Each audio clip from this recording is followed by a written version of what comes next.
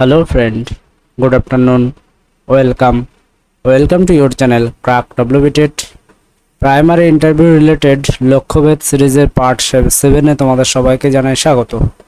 তো আজকে আমরা প্রাথমিক ইন্টারভিউয়ের কিছু বেসিক জিনিস যেটি 2022 ইন্টারভিউতে জিজ্ঞাসা করা হয়েছিল এবং কিছু রিলেটেড ডেমো নিয়ে তোমাদের সঙ্গে আলোচনা করব। যারা চ্যানেলে নতুন তারা অবশ্যই চ্যানেলটিকে সাবস্ক্রাইব করে নিও এবং যারা এখন আমাদের টেলিগ্রাম গ্রুপে জয়েন হওনি তারা এই কিউআর কোডটি স্ক্যান করে তোমরা আমাদের টেলিগ্রাম গ্রুপে জয়েন হয়ে যেতে পারো চাকরি সংক্রান্ত সমস্ত আপডেট সবার আগে পাওয়ার জন্য।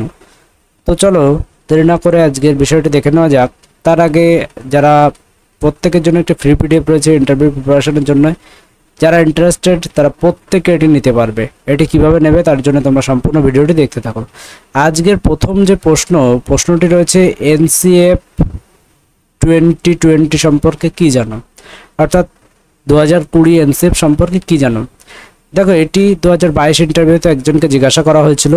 তো এই ধরনের প্রশ্ন যদি আসে তো এর বিস্তার কিন্তু অনেক বড়, তো এটিকে সংক্ষেপে তোমাকে বলতে হবে, খুব ডিটেলসে যাওয়ার প্রয়োজন নেই। তো কিভাবে তোমরা বলবে, স্যার ন্যাশনাল কারিকুলাম ফ্রেমওয়ার্ক 2020 হলো ভারতের জাতীয় শিক্ষানীতি 2020 অর্থাৎ এনইপি 2020 অনুযায়ী তৈরি একটি শিক্ষানীতি কাঠামো।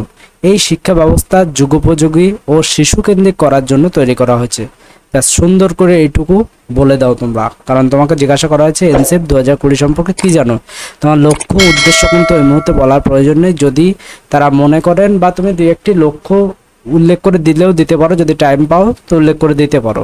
তো সেই লক্ষ্যগুলো কি সেটি আমি তোমার সাথে শেয়ার করছি। তার আগে এনইপি, এই এনইপি এর পুরো নাম কি তোমরা অবশ্যই শেয়ার করো, কমেন্টে জানাও।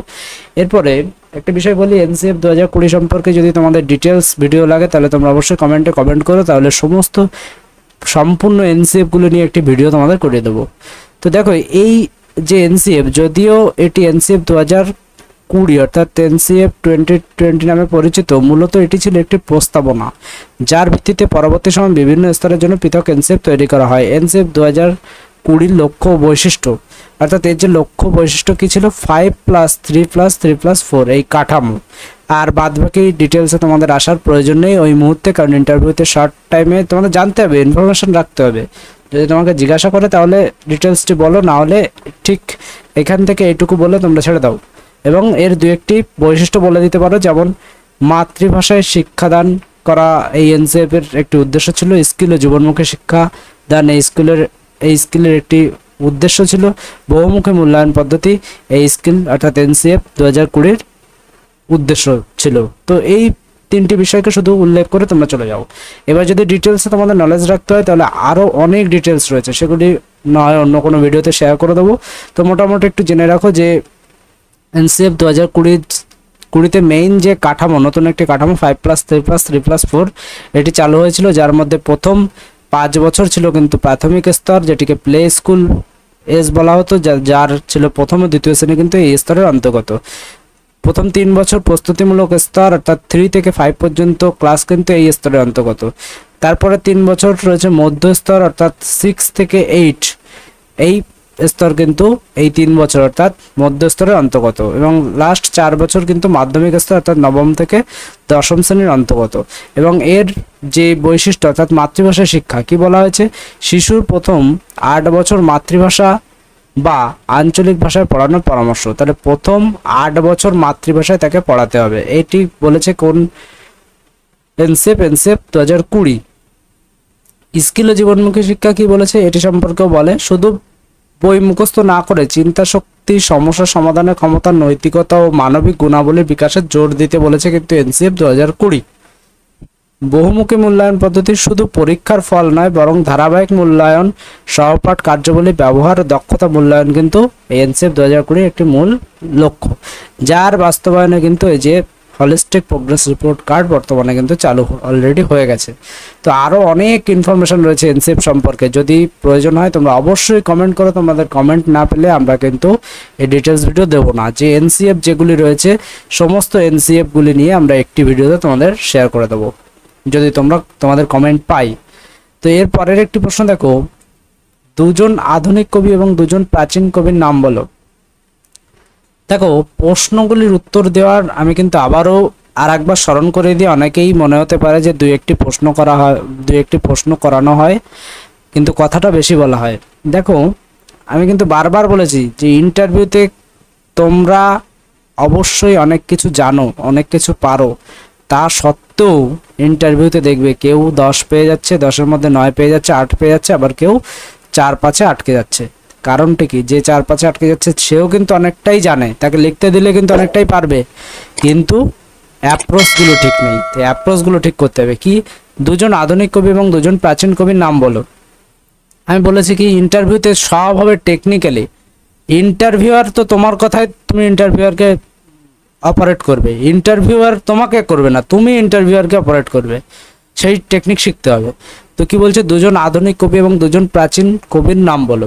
তো এখানে দেখো দুজন আধুনিক কবির নাম বিনয় মজুমদার এবং কার্তিক ঘোষ। দেখো এখানে বিনয় মজুমদার নামটি কেন বললাম, কার্তিক ঘোষ নামটি কেন বললাম?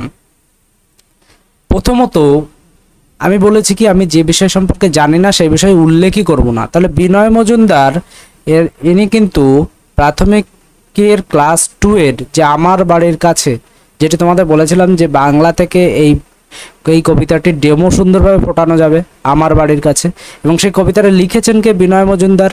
তাহলে আমি একই জিনিস রেডি করব, আমার বাড়ির কাছে রেডি করব, সেটি আমি ডেমোতেও দেবো। সেখান থেকে বিনয় মজুমদার সম্পর্কে আমার যেমন জেনে রাখতে হবে, সুতরাং সেই জায়গাটি আমি এই যে আধুনিক কবি এখানেও ব্যবহার করতে পারবো। এমনকি উত্তর 24 পরগনায় যাদের বাড়ি রয়েছে, তাহলে উত্তর 24 পরগনা জেলায় কিন্তু এই বিনয় মজুমদারের বাড়ি। তাহলে তোমার বাড়ির পাশে একজন কবির নাম বলো, সাথে সাথে তুমি বিনয় মজুমদারের নামটা সেট করে দিতে পারে। তাহলে আমি কিন্তু বহু জিনিস বুঝে নিয়ে তারপর বিনয় মজুমদার মুখ থেকে বলছি। যদি বিনয় মজুমদার উল্লেখ করে দিয়ে যদি বলে যে তুমি বলো তো তোমার পাঠ্য বইয়ে এই কবির, এই লেখকের কোনো কবিতা আছে তুমি জানো, তুমি সাথে সাথে বলে দিতে পারো হ্যাঁ স্যার আমার বাড়ির কাছে এই কবিতাটি আছে। তখন দেখা গেল তোমাকে আরও ইন্টারভিউয়ার বলে বসলো যে তাহলে সেই ওইটি ডেমো দিয়ে দেখান। তো হয় এভাবেই কিন্তু হয়, একটি কথা রেসপেক্টে কিন্তু আরেকটি কথা চলে আসে। তাহলে তুমি সেটিও দিতে পারলে।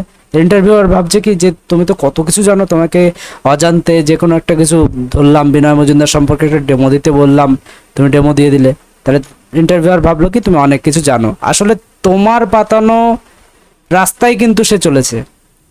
অ্যাকচুয়ালি বিষয়টা বুঝতে হবে, তোমার পাতানোর রাস্তায় কিন্তু সে গিয়েছে, সুতরাং তোমাকে কিন্তু এইভাবে রেডি হতে হবে। কার্তিক ঘোষেরও কিন্তু রয়েছে, ক্লাস 3-তে রয়েছে জুঁই ফুলের রুমাল গাছ বসাবো, তাহলে সেটিও কিন্তু তোমরা সুন্দরভাবে দিতে পারো। আমি কিন্তু আগেই বলেছি, অলরেডি আগের অন্য ভিডিওতে আমরা শেয়ার করে দিয়েছি যে ইংলিশ থেকে ট্রিজ গাছ বসাবো, পরিবেশ থেকে এই টপিকটি নিয়ে কোন কোন সাবজেক্টে কীভাবে সেট হয়, অর্থাৎ একটা টপিক করব কিন্তু সেটিকে ব্যবহার করব 10 জায়গায়, সেটি সেই বাউন্ডারির মধ্যে দিয়েই আমি ইন্টারভিউয়ারকে ঘোরাবো। কাজে তুমি যেখান থেকে প্রশ্ন করো না কেন আমার কিন্তু সেই জায়গার প্রশ্ন রেডি। বাউন্ডারি ছাড়িয়ে যেই বাইরে চলে যাবে তখন কিন্তু কন্ট্রোল করা ইন্টারভিউ মুশকিল। আর মাত্র 10 থেকে 15 মিনিট তোমার ইন্টারভিউ রুমে থাকতে হবে, তাহলে এই টাইমটি কাটানোই মূল উদ্দেশ্য। তাহলে তুমি এখানে এই উত্তরটি দিলে যে আধুনিক কবির নাম, সেখান থেকে তোমার ওই ডেমোতে চলে গেল, ডেমোটি তুমি দিলে। হ্যাঁ এবার বলতেই পারো যে সবসময় এমন হবে, তা কিন্তু নয়, কিন্তু চেষ্টা তোমাকে করে যেতে হবে। চেষ্টা করে গেলে আমি এটুকু বলছি 95% তোমার ইচ্ছা মতো ইন্টারভিউ চলার সম্ভাবনা আছে। এবার বাদ বাকিটা তোমাদের চয়েস। যদি মনে হয় যে ক্লাসের তুলনায় তোমাদের কোশ্চেন বেশি প্রয়োজন, অবশ্যই তোমরা কমেন্ট করো। মাত্র 3টে 4টে 5টা কোশ্চেন নয়, আমি এখানে 50টা কোশ্চেন করিয়ে দেবো। তাহলে তোমাদের সেটি লাভ হবে নাকি এই অ্যাপ্রোচগুলো শিখলে লাভ হবে, তোমরা অবশ্যই কমেন্ট করে আমাদের জানাও। তো দেখো এরপরে রয়েছে কি দুজন প্রাচীন কবির নাম। দুজন প্রাচীন কবির নাম হচ্ছে কানহপাদ ও লুইপাদ। এদের সম্পর্কে একটুখানি নলেজ নিয়ে যাবে। এমন কারোর নাম বলবে না যার নামের ডিটেলস সম্পর্কে তুমি জানো না, এমন কিচ্ছু ইন্টারভিউতে উল্লেখ করবে না। বারবার বলে আসছি, প্রথম থেকে বলে আসছি, লক্ষ্যভেদ সিরিজ এমনি নাম নয়, লক্ষ্যভেদের উদ্দেশ্য লক্ষ্যকে ভেদ করা।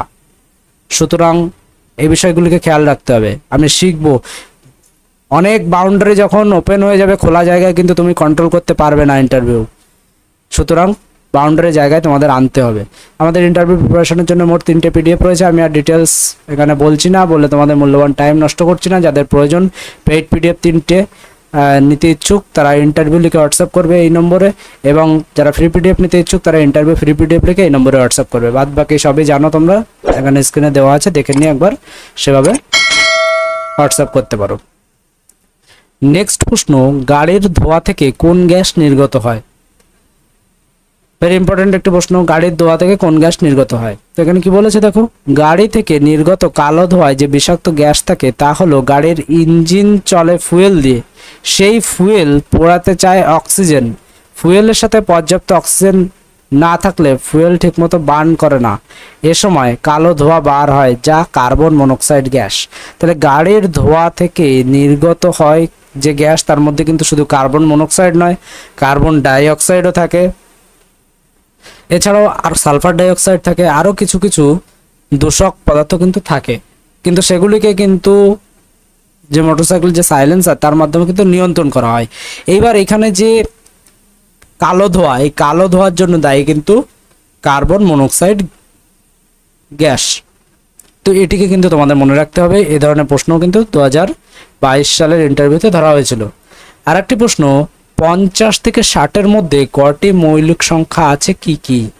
তো এটি আমি তোমাদের আর বলবো না, আমি অনেকবার ভিডিওতে করেছি, তোমরা অবশ্যই কমেন্ট করো যে 50 থেকে 60-এর মধ্যে কয়টি মৌলিক সংখ্যা আছে। দেখতেই পাচ্ছ 33 জন ক্যান্ডিডেটকে কিন্তু এটি জিজ্ঞাসা করা হয়েছে, শুধু 50 থেকে 60 নয়, 1 থেকে 50, এই সিরিজগুলো তোমরা খেয়াল রাখবে, 50 থেকে 100, 100 থেকে 150, এগুলো কিন্তু 101 ধরতে পারো, এখানে 51 থাকবে।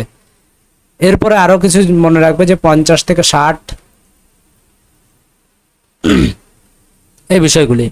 তো অনেকেই বলতে পারো যে আমি তো এগুলো ইন্টারভিউর সময় হিসাব করে বলে দেবো, কোনো চিন্তা নেই। দেখো 51 সংখ্যাটা মৌলিক না যৌগিক? এই ধরনের সংখ্যাগুলি কিন্তু মিস হয়ে যাওয়ার চান্স আছে, স্ট্রেস হয়ে বসে। আমি বলছি না তুমি জানো না, তুমি আমাদের থেকেও বেশি জানো, কিন্তু স্ট্রেসে যেন তোমাকে কাবু না করতে পারে, এটি খেয়াল রাখতে হবে। তোমরা কমেন্ট করে জানাও যে 50 থেকে 60-এর মধ্যে কয়েকটি মৌলিক সংখ্যা আছে। আর একটি বিষয়, তোমরা আয়নার সামনে প্র্যাকটিস নিশ্চয়ই করছো, ভিডিও করে প্র্যাকটিস নিশ্চয়ই করছো, তোমাদের যে চেক লিস্টের জন্য যে খাতা বানাতে বলেছিলাম সেটিও নিশ্চয়ই করছো তোমরা। তো সেটি করে তোমরা নিজেদের প্রোগ্রেস কেমন বোধ করছো তোমরা অবশ্যই কমেন্ট করে জানিও, যে তোমরা নিজেদের কোনো ফল্ট পেলে সেটি অবশ্যই কমেন্টে তোমরা জানিও। Thank you.